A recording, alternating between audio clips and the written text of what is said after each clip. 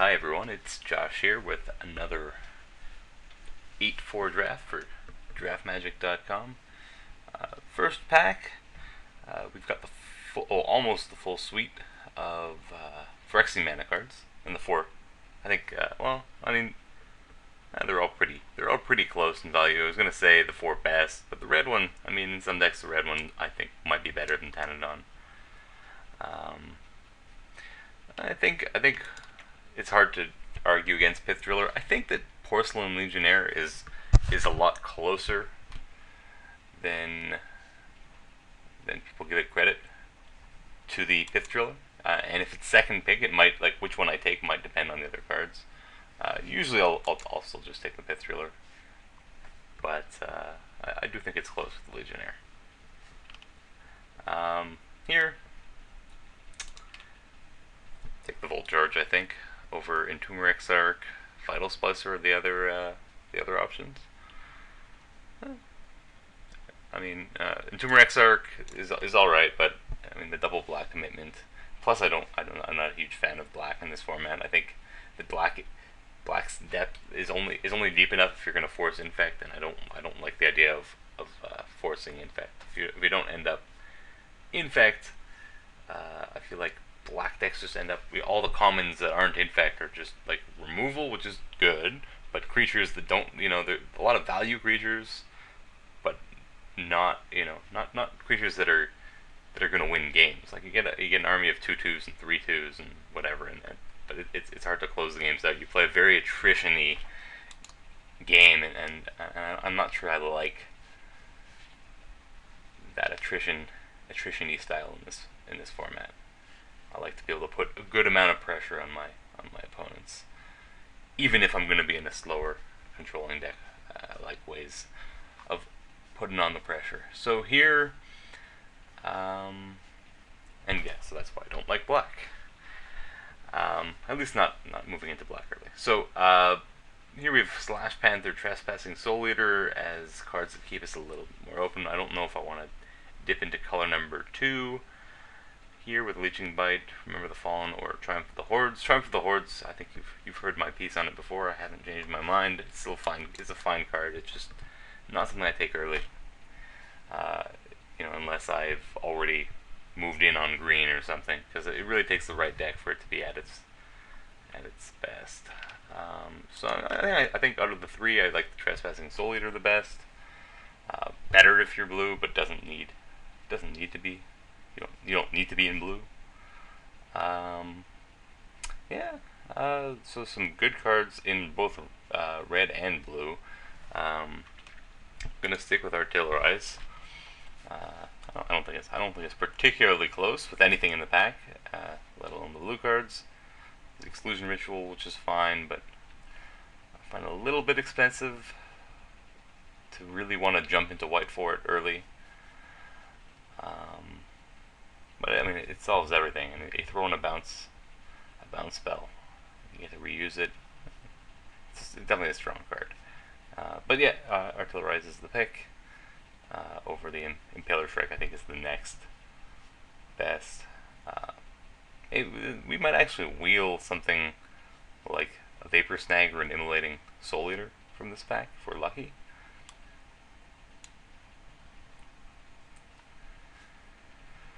This pack's a lot worse.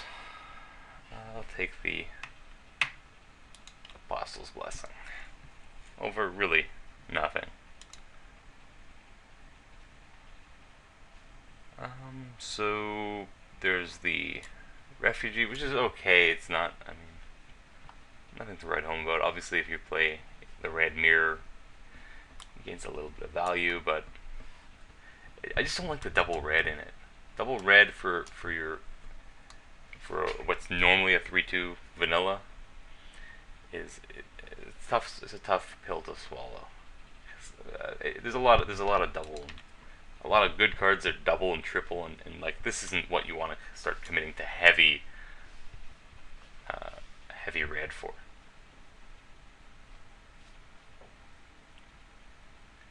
So I think it's just Trespassing Soul Eater. Another Triumph of the Hordes. That's not the pick for us though. Now in the pack with the Fiend, I like these two together. I think I'm just taking the Wellspring here. Help out the Artillerize, can help out some splashes. The Slash Panther would be fine as well, though no, we're not wheeling one from the first pack. That wasn't in the first pack. It was the one missing. Am I wheeling one from another pack? Did I see another one? I think I still just want the Wellspring. Remember the Fallen would be okay too, although right now I'm leaning towards red-blue. I'd obviously jump in on white. I don't know if Remember the Fallen is the card I'm going to make that decision over. It's a strong card, but I'd rather just stay a little bit more open and allow some splashes later on with the Wellspring, perhaps.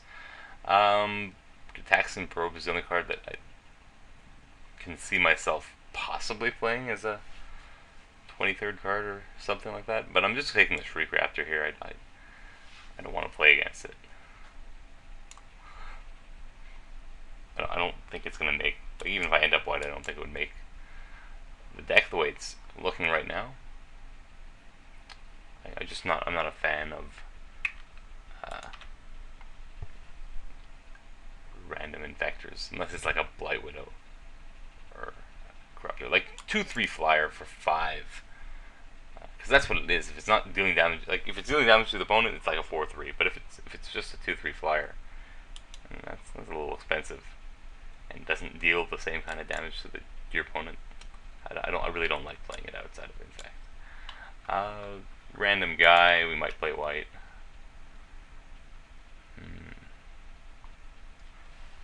Not much wheeling, although these packs were pretty bad or pretty shallow.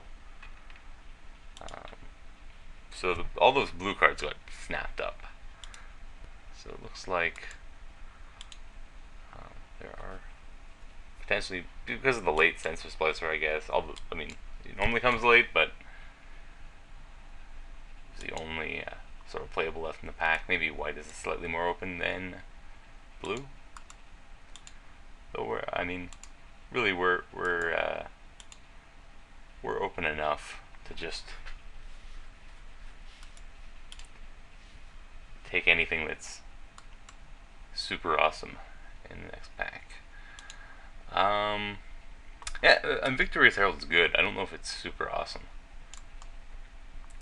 I mean, it's semi-easy to kill for the 6 mana of the 4/4. It doesn't have that, like, magical 6 toughness or whatever to make it. Like, if it was like a 4/6, it would probably be much closer to being a bomb. It's still obviously going to swing games, and I mean, against Infect, the lifelink's less important,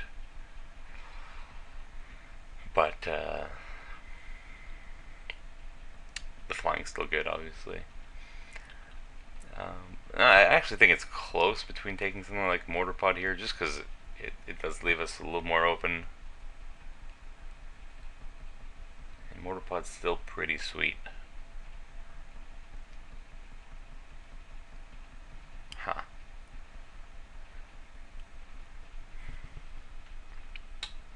I don't know, I think it's close.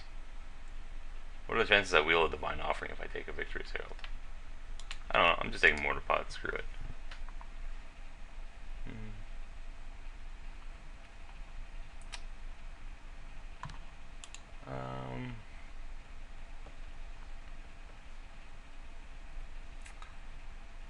So, if I took the Herald, I'd just move it on white and just start taking Sky Hunter here. But given that I didn't, I think I'm taking either the Gargoyle, and the War Driver has a small chance of wheeling here, but I think it's between Gargoyle. Maybe I can take Over Resistor and still wheel the War Driver. I don't really want to go take a double red card because the red's still potentially splashable. I'll take the Gargoyle. It'll be fun playing it no matter what. Here we are looking at Piston Sledge. Looks good on these Soul Eaters, even if we're not playing blue. That's about it. it goes well with the Wellspring, I guess. There's also the Revoker, which is always playable. Usually makes the cut. Other than that, I mean, there's some colored cards. Fangren Marauder is obviously strong, but I don't know if I want to jump in on green right now. There's a Quicksilver Geyser, but I mean, even if I thought the Quicksilver Geyser was the best card for my deck, which I'm not necessarily sure it is, just not moving in on any more colors, I think, right now is the way I want to go. Let's look at the Piston Sledge. So here I'm looking at Serum Raker or Ichor Wellspring. Again, I'm going to avoid choosing my color for a little bit longer and take the Wellspring. It goes well with the Piston Sledge and with the Artillerize. And with the Rusted Slasher that I'm about to take over, really not much exciting. Ringleader would be fine, but Ogre Resistor would be fine. Obviously, actually, Resistor I'd definitely snap up before Ringleader, but I just want the Slasher to go with my Wellsprings.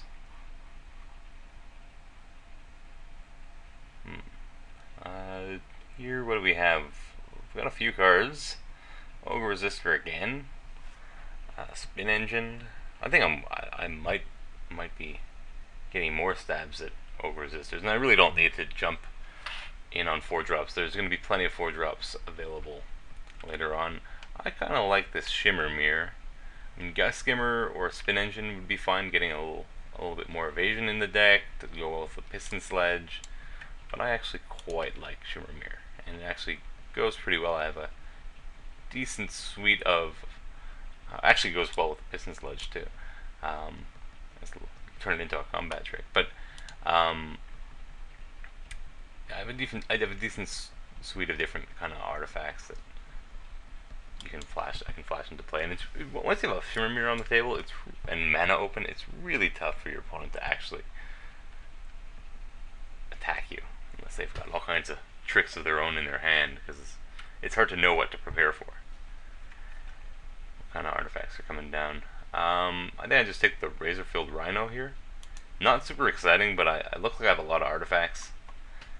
And yeah, I mean, the Partisan would be fine too, but I don't know if I'm actually playing white. Like, white is easily abandonable here, and I don't have much commitment to any color at all, actually.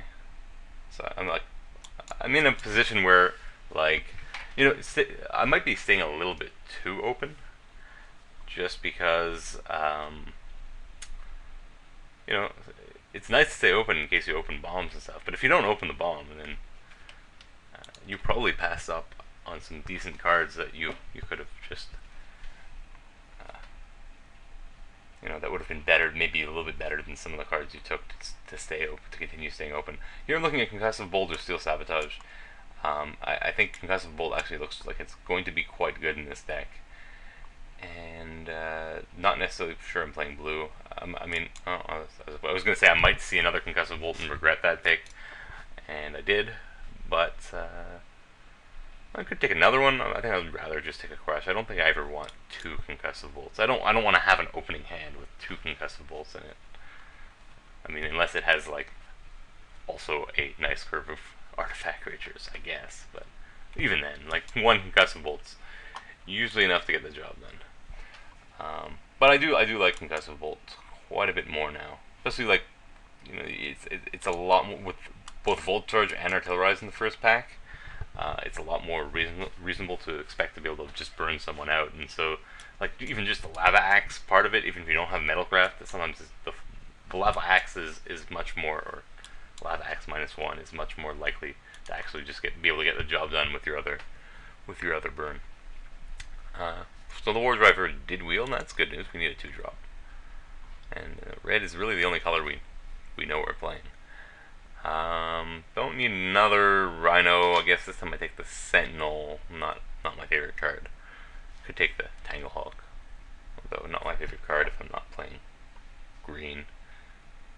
Maybe I could use a random 5-drop. Yeah, I think it's better than to play a Sentinel.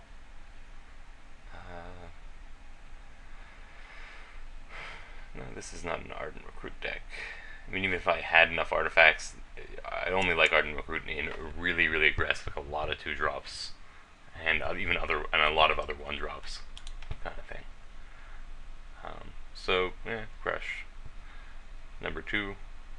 Can't. I don't think I would side in both very often, but I guess. I guess the deck with a ton of equipment and like Mimic Vats and Trigons and stuff like that.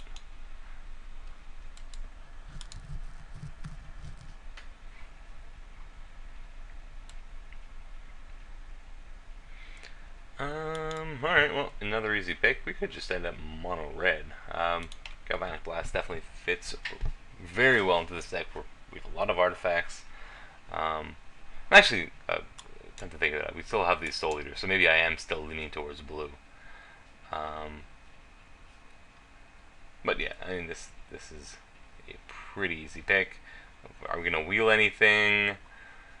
Maybe a Sensor wouldn't be the worst. As an extra burn, decent, goes okay with the Volt Charge. No other synergy at the moment. And it's hard to find any other synergy unless you end up white. At least in this pack. Maybe I wheel the land, which would be playable. Even just to like not have to pay life for Pith Driller. Yeah, I don't know what else. Maybe I wheel a Moriok Replica though. Wouldn't be too excited about playing it.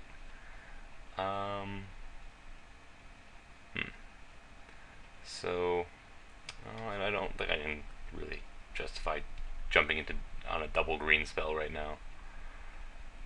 Though it's probably the best card in the pack. There's a Sylvok Replica, which would be a little bit more feasible if I wanted the artifact removal. That said, I think I just want to take this Rusted Relic. The Glinthawk Idol would also be pickable, but I think this Rusted Relic fits right in. We actually could use another 4. I don't really want to play the Convert or this guy. And so yeah, and I definitely have enough. I'm on pace for enough artifacts, and that'll be the pick. I could take the Glinthawk Idol and hope to wheel the Rusted Relic. That seems a little risky. I definitely prefer the Relic to the Idol at this point, just because I don't even know I want to play Plains in my deck, and yeah, so I'm just not gonna risk not getting the card I want. All right, we've got some decent cards here. Some nice equipment, although equipment doesn't look that good in this deck. Well, I still have these Soul Eaters. I already have the Piston Sledge. I think I just want either another creature. I'm low-ish on creatures at the moment because this guy I don't really want to play. I mean, there's plenty of creatures I'd like to replace. So I think it's really just between another creature and maybe the Arrest.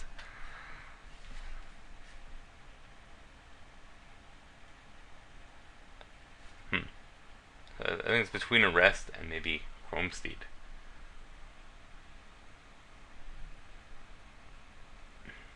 Yeah, I might even wheel the Chromesteed here. I'm just taking the Arrest, even if I don't end up playing white. I actually can just splash it anyway.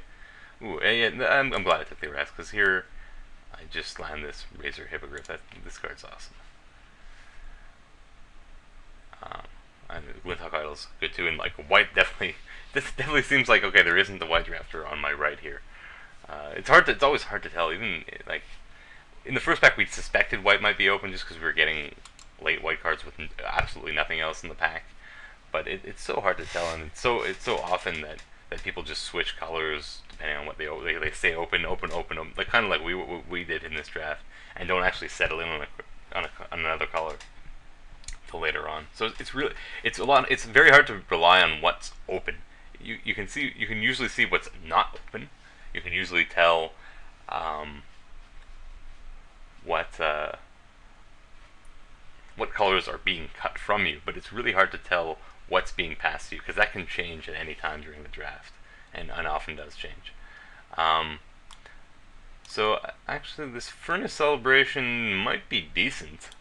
What do I have for it? I have Piston Sledge and Slasher is repeatable sacrifice. But maybe that's not enough. I don't have any. I have Mortar Pod as well. That goes well with it. I'm gonna take it. I mean, like, I'm not gonna completely miss this Necrogen Sensor, and if I could pick up a couple Spell Bombs later on, this could actually be quite good in our deck. Maybe wheel like the red replica or something like that. And here I take the Panic Spell Bomb to go with my new Furnace Celebration. These crushes are really just sideboard.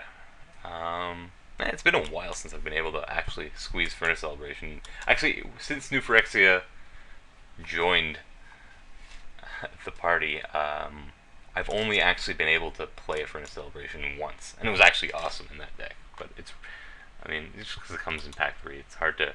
You're not drafting around a sacrifice thing, unless I guess if you end up with a couple Wellsprings, then I guess you naturally will have the sacrifice, which is what happened here.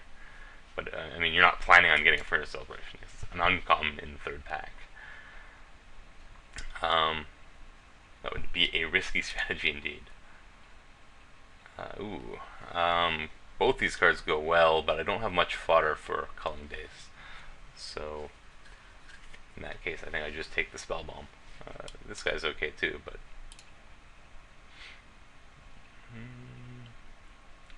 Necrogen Sensor. The Helion. I mean, I might play a Random Island in this deck for the Soul Eater off of the Mycosynth Wellspring, just to be able to painlessly activate Soul Eaters. But I don't know if I want to splash a one drop, even though it's fine later on if you have Metalcraft. I'm just taking the Helion, which I might want to play. I have quite a few playables. Hey, we did wheel a Chrome Seed. That's pretty sweet. Because we're still missing a 4-drop. Although Fervor, there's an argument for Fervor here. With the Furnace Celebration. Nah, I think I just want the Chrome Seed. I want another more threatening creature.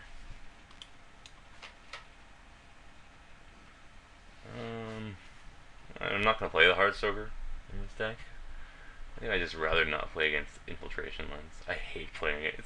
It's not even always good. I just hate playing against it. Because I hate... Even when it's correct to make them draw cards, I hate making them draw cards. Even if I'm ahead, even if they draw cards, I hate letting them draw cards. I just don't want to play against them.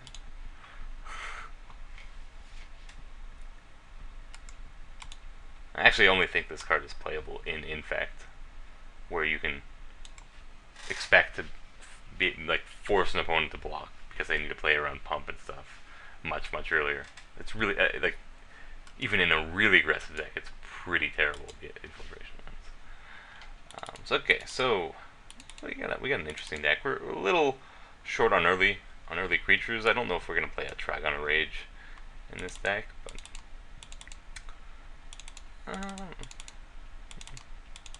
I think we've got a reasonable deck here.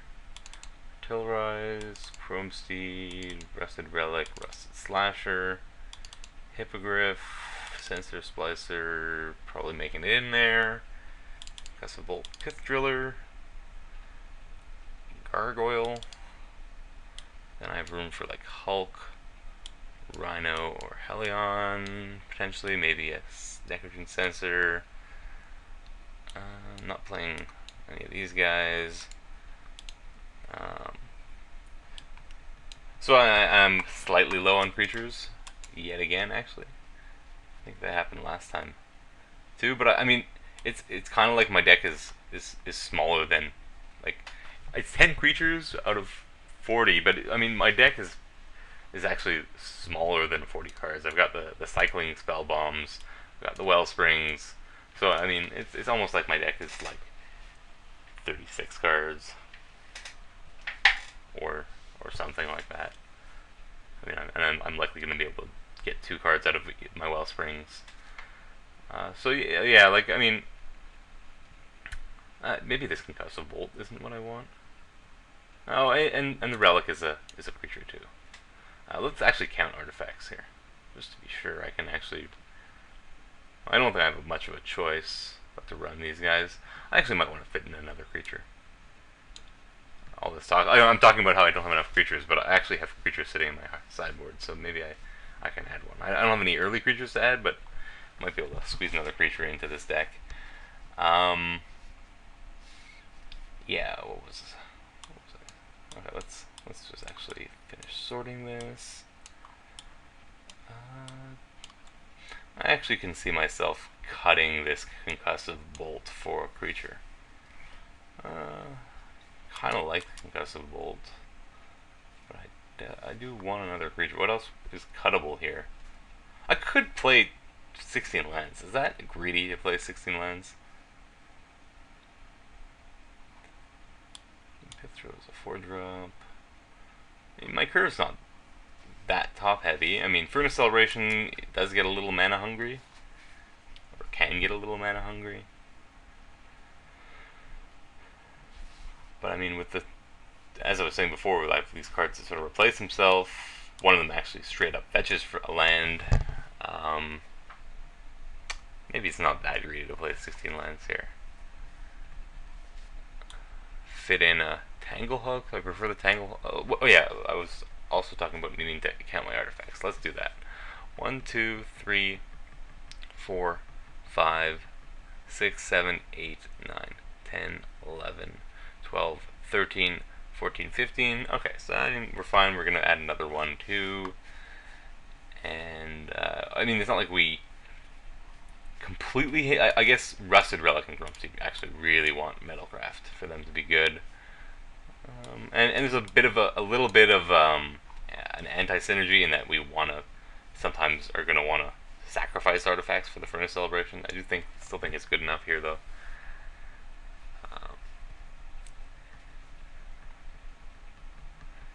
Yeah. I just add in the Tanglehook. Like, I could play the Rhino, but I'd rather just have a 5-drop instead of a 6-drop.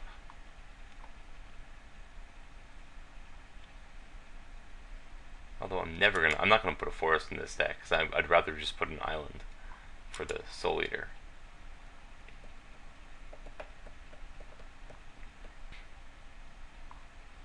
Yeah, maybe the Rhino's just better. Though, I mean, I do have a decent amount of removal. So maybe the higher toughness is less important. I'd rather just have a better curve. Is that even that much better curve?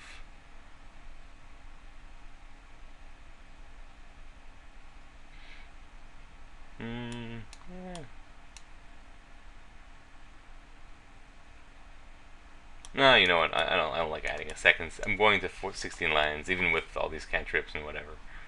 Yeah, I don't want to. If I'm going to add another card instead of a land, I'd rather it be a little bit cheaper. It's a big, once you're cutting lands, it starts to become a big difference between 5 and 6. Oh yeah, I have an Apostle's Blessing. Maybe I want to play that. Over what?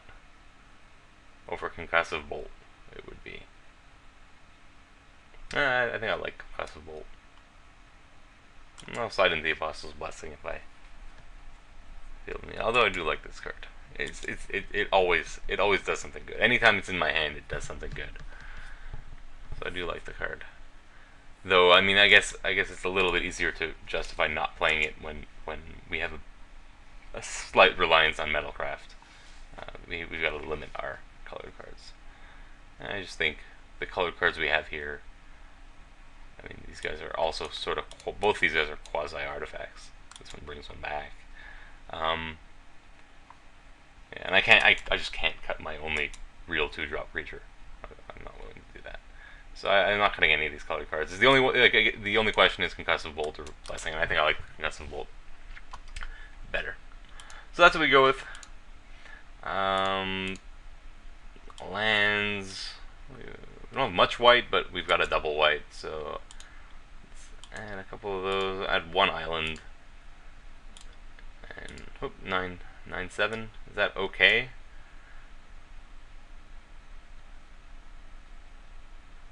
go 8-7-1. I think I'd rather be able to play my only 2-drop on turn 2. Well, my only 2-drop creature. Though this deck is just fine at dropping a Wellspring turn 2. Anyway, I'm gonna go with this Mana Base. Alright, we'll see you round 1.